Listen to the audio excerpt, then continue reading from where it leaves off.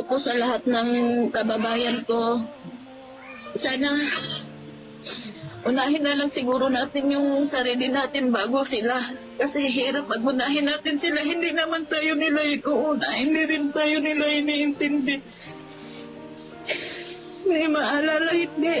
Kaya siguro, tama lang siguro na unahin muna natin yung sarili kasi problema natin sa atin lang, pero problema nila sa atin pinapasalo.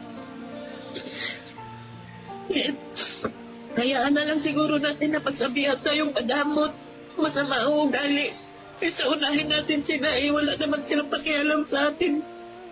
Hindi naman nila na pakiramdaman yung pakiramdam natin kung paano na tayo kahirap at pagod at pagsakripisyo natin.